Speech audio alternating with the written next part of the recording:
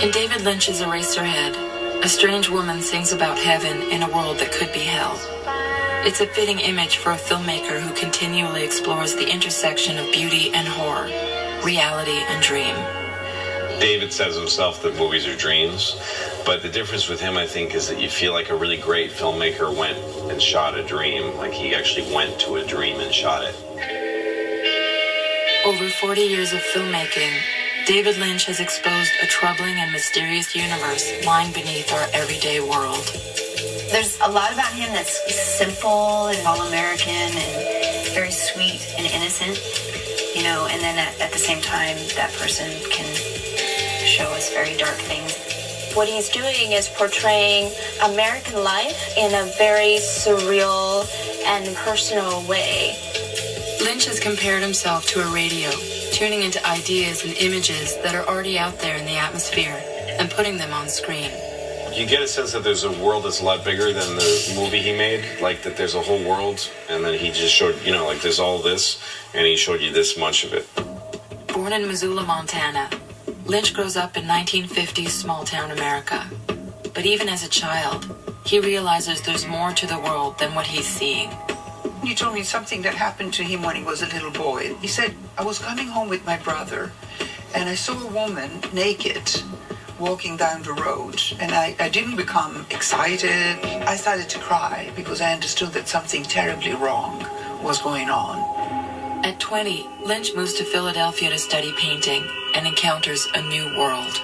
He lived near the art school in a fairly run-down part of the city, lots of crime. He felt that he had seen the netherworlds. Anything that could be characterized as normal was out the window. I think it was a place that scared him, but that also excited him. And you can see that sort of translated into the world that he created in Eraserhead. 5 years in the making, Lynch's first feature, Eraserhead, follows a hapless loser named Henry Spencer, who dreams of a better world while living in a nightmare. You used to see him, I think for the first section of the film, just wandering through this desolate wasteland. It is clearly the Philadelphia of Lynch's mind, of his imagining.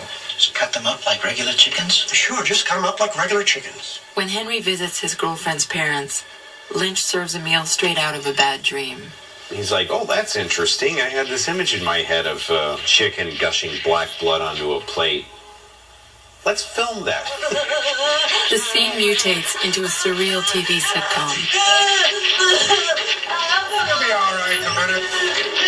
That's the moment in Eraserhead when people realize that they are actually watching a comedy. It's a romantic comedy, it's a horror movie, it's all these kind of strange things, but askew and off a little bit. Henry's nightmare intensifies when he learns he's fathered a deformed mutant creature.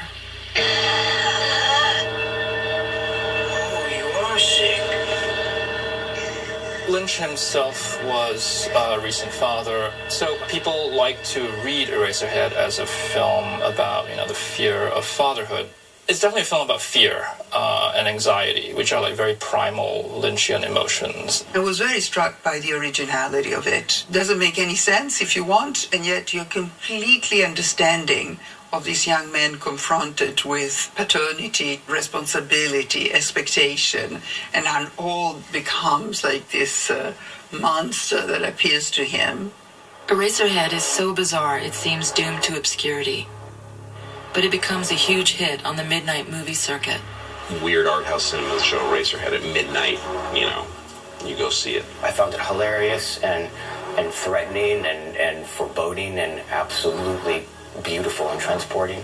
After Mel Brooks saw Eraserhead at the screening, he ran up to David Lynch and gave him a hug and said, "You're a madman, I love you."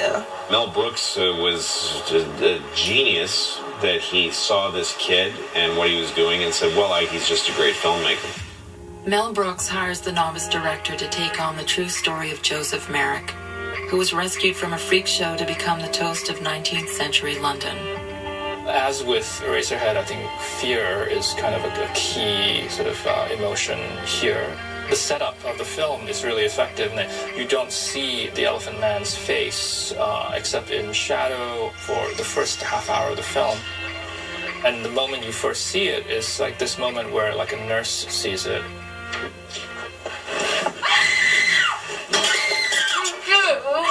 she's horrified, and he is even more horrified, I think, that he has the ability to frighten people this way. The story is very compelling, how somebody that we look as a monster is actually completely human. David was able to capture that so beautifully. You know, the only thing that was not affected was the hand. John Hurt expressed the elegance of this man just using this hand. The Elephant Man receives 8 Oscar nominations, and Lynch is hired to direct a blockbuster sci-fi epic, which almost ends his career. I mentioned Dune, and he was like, please don't talk about Dune.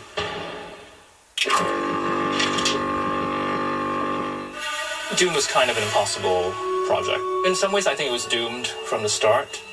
Dune is intended to be a Star Wars-scale blockbuster.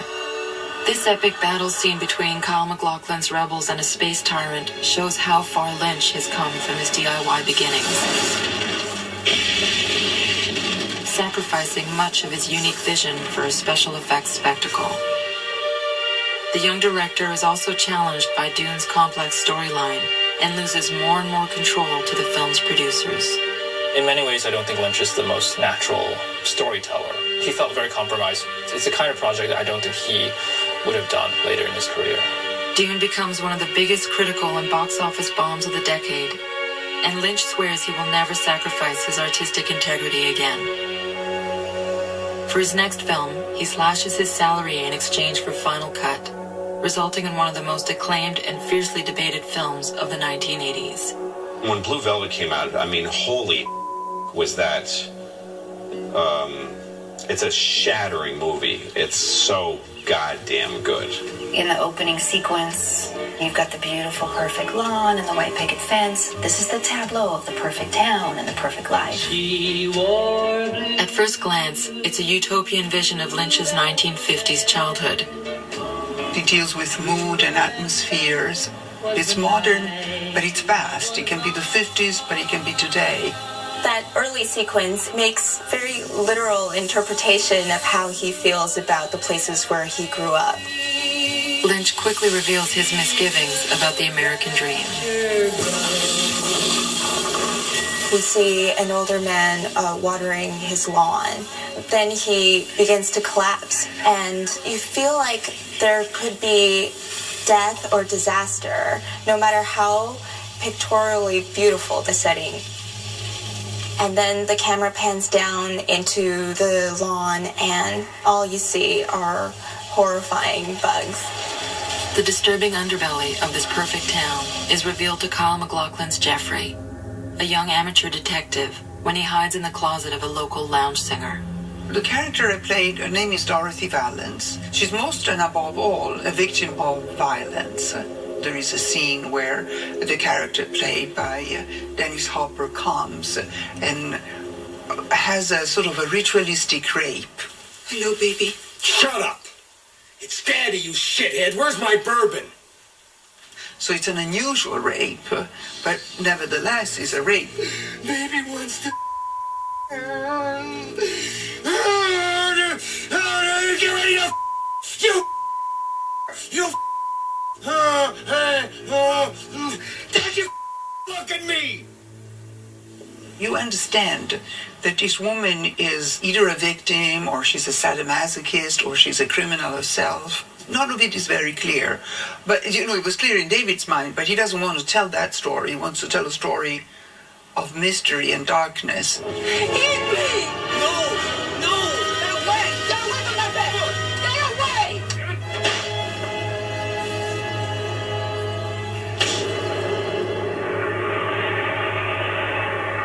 The character of Jeffrey Beaumont, that is Mr. Goody-Goody, a young boy, you know, like from the choir, all of a sudden finds himself hitting her.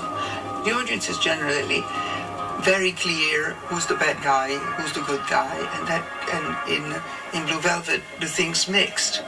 While Lynch is criticized by some for his depiction of a battered woman as a willing victim, Blue Velvet is celebrated for its daring and originality, making Lynch one of the most talked about filmmakers in America. Congratulations. Brings his unique style to television. He becomes a household name. Twin Peaks begins with the discovery of a body, the homecoming queen of this town, It's a murder mystery, but what really made Twin Peaks special was that there were other mysteries. All these characters from what seemed to be other dimensions. In the unforgettable Red Room scene, Kyle MacLachlan's FBI agent finds himself in one of Lynch's stylized dream worlds.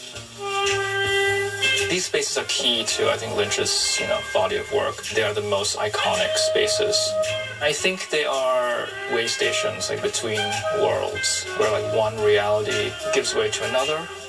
He managed just to sustain that level of surrealism throughout a TV show, and one that was on ABC. Against all odds, Twin Peaks becomes a smash hit.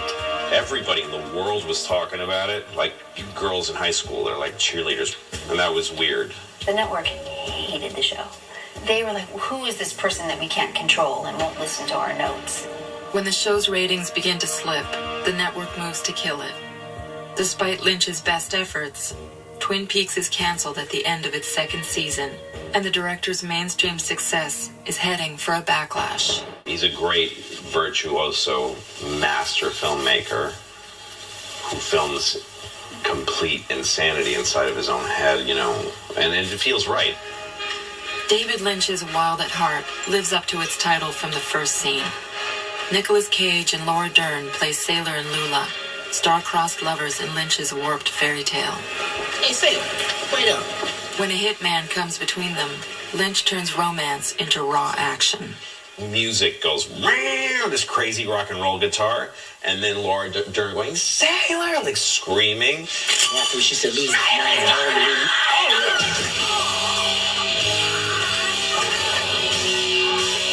and then just violence, guitar, and her screaming, lipstick, all those things together pumping at you.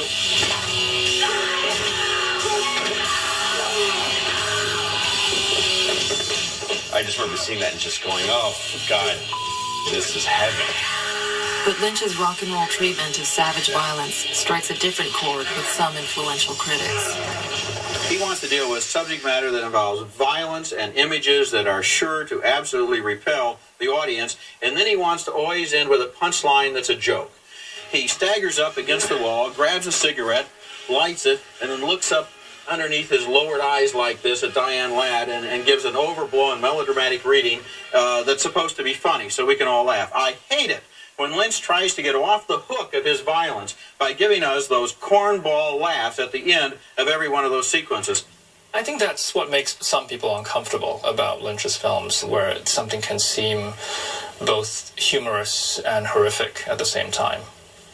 I don't think that his goal is that Roger Ebert says, yeah, it all worked. He did it all right.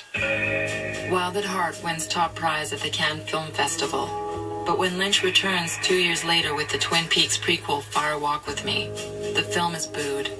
Fire Walk With Me was, I think, one of the worst received films in the history of the Cannes Film Festival.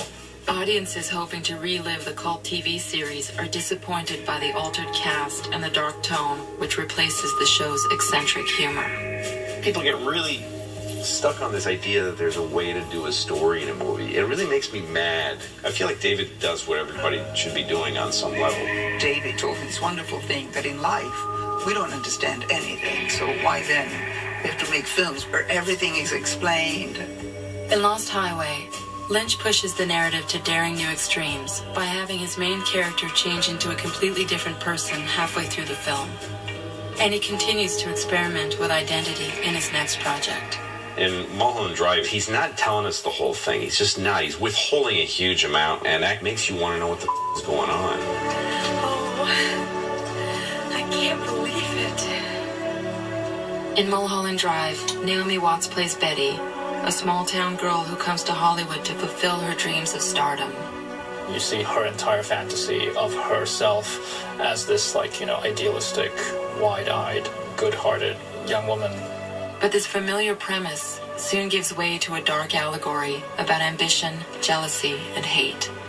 Hollywood's also just a great metaphor for so many things. It's a dangerous place. Bad things can happen to people if they're not strong in who they are.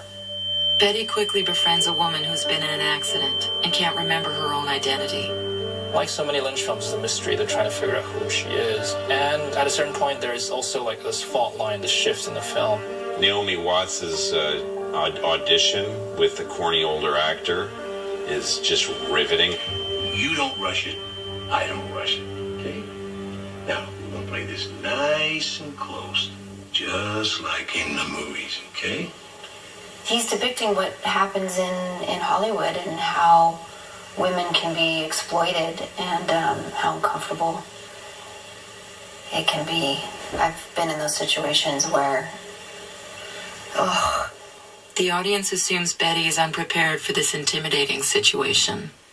But once the scene starts playing, she becomes somebody completely different.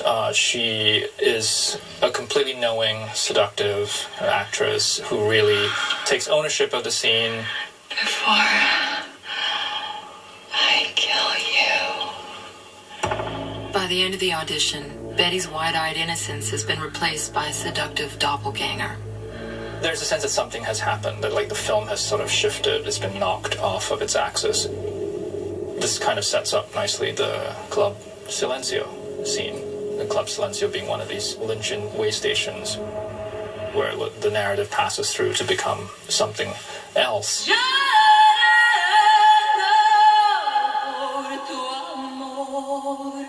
Betty and Rita see this woman who sings this Spanish version of a Roy Orbison song. She collapses, but the music continues. It's just all feelings. It's just gushing feelings. He's just sharing his subconscious with people. I think it's a passage about like an illusion falling apart and unraveling itself. The performances are so good that no matter what happens, you're kind of taken through the movie because there are real human emotions that make it alive and take you from one moment to the next. The film gets rave reviews. The number 5 movie on my list is Mulholland Drive by David Lynch. I haven't been a fan of many of his films, but this one fascinated me from beginning to end. Lynch is back on Hollywood's radar, but his next project goes off the grid completely. The key thing, I think, with Inland Empire is it was a film that he made in the same way as Eraserhead, more or less. He didn't have a story. They just like made it up as they went along. Shooting on digital video for the first time, Lynch makes a 3-hour experimental art movie starring Laura Dern as a Hollywood actress slipping in and out of multiple realities. Is there a murder in your film? Lynch shoots on a consumer camera, No, it's not part of the story. adding a dreamlike quality to the scene. No, I think you are wrong about that. No. Brutal murder. He uses video in an almost painterly way, and he likes that you can see the pixels. He's drawn to the textures and the distortions of the image. The low cost of video frees the director from the constraints of a Hollywood production. There wasn't a big clock ticking all the time. It was like, hey, come up tomorrow night and we'll spend a couple hours doing this scene. Several major critics consider Inland Empire one of the best films of the decade. But Lynch decides to focus on other types of work, like music, short films, and painting. His success as a director has completely casted a huge shadow in him as a painter. And in fact, if you see David Lynch, the painting, you understand his film. The painting have the same darkness, the same humor, the same sometimes naivete. He cares so much about his work. It's so important. Anything he does is so important to him. Lynch lends his outsider persona to the comedy series Louie, playing TV veteran Jack Dahl. Jack Dahl was a man who's trying to teach something, but he has just no patience for somebody not getting it. He's not going to tolerate it. Here, Jack Dahl embodies Lynch's idiosyncratic comic rhythm. Took you 1 minute and 12 seconds to tell one joke. It's too long. No, I didn't. Comedy is about timing, son. Timing. You gotta get 'em. You gotta tell 'em. I read the whole script with David's Midwestern, very particular voice in my head. Okay. Work on your speed. Come back on Wednesday. It's like he worked for the FBI in 1942. After 40 years of unparalleled creativity, Lynch returns to direct a new season of the series that made him a household name. Twin Peaks changed the mold of television. It's about to change it again. It's insane that we get to go back. David Lynch has spent his career mining our collective consciousness, and now his work has become part of that consciousness. His dreams have become our dreams. What you take away from Lynch is often something quite vague but powerful. We are lucky enough to be in an era where David Lynch is making artwork, so watch where he goes. I don't think it's like an influence on other filmmakers or pushing ahead of American cinema language. I don't think any of that shit means anything. I think what he leaves behind is exactly Eraserhead, Elephant Man, Wild at Heart, Mulholland Drive, Blue Velvet, and whatever else he's willing to give us before he's finished, you know. I was living in New York and I was on the subway, and I looked across from me and there was a guy that looked kind of similar to me, and he was wearing exactly the same thing. He had khaki pants on, a white shirt that was buttoned up, and a black blazer. And I was staring at him and I was thinking, that's kind of what I'll probably look like in 20 years. And suddenly I was like, I think that's David Lynch. And he was looking at me, I was looking at him, and I went, David? And he said, Scott? And I was like, well, great to see you. And then the next time I went in for him, he was always like, see you on the subway, Scott.